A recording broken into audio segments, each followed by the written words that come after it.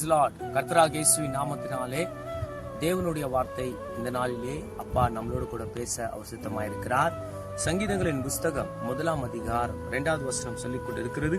கர்த்தனுடைய வேதத்தில் பிரியமாக இருந்து இரவும் பகலும் அவனுடைய வேதத்தில் தியானமா இருக்கிற மனுஷன் பாக்கியவான். ஆமா, அருமையான தேவனுடைய பிள்ளைகளே, கர்த்தருடைய வேதத்தில் இரவும் பகலும் தியானமா இருக்க வேண்டும்.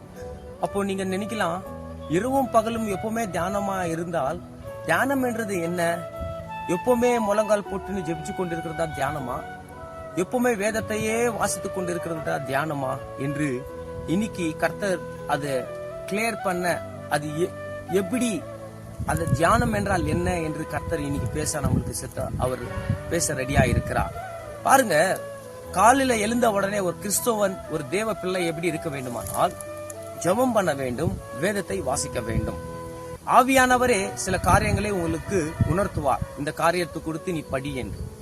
அது நீங்க என்ன பண்ண வேண்டுமானால், நீங்கள் வேலை செய்து கொண்டே அந்த வசனத்தை உங்களுடைய மைண்ட்ல அது தியானிச்சு கொண்டே, அதை நினைச்சு கொண்டே இருக்கிறதா தியானம். அல்லேலூயா.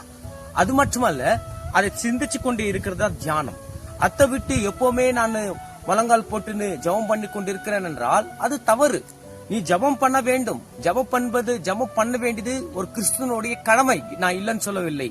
ஆனாலும் நம்ம நடக்கும் போது, நம்ம பேசும்போது, நம்ம வேலைக்கு போகும்போது, நம்ம ட்ரெயின்ல டிராவல் பண்ணும்போது, நம்ம பஸ்ல டிராவல் பண்ணும்போது, வேலையில டிராவல் பண்ணும்போது, எப்பவுமே ஒரு பிள்ளை எப்படி இருக்க வேண்டுமானால் கர்த்தருடைய வார்த்தை அவனுடைய சிந்தனையில இருக்க வேண்டும். அதுதான் தியானம்.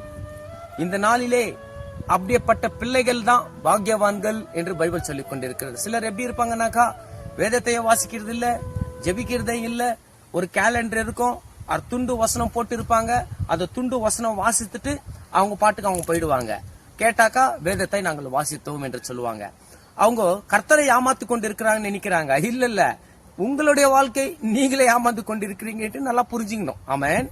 அப்போ நம்ம கர்த்தருடைய பிள்ளைகளாக பாக்கியவான்களாக இருக்க வேண்டுமானால் அனுதினமும் அணு நிமிஷமும் அவருடைய பிரசன்னத்திலையும், பிரசன்னம் என்றால் என்ன? தேவ வார்த்தை ஒரு மனுஷனுக்குள்ள பேசிக்கொண்டே இருக்க வேண்டும்.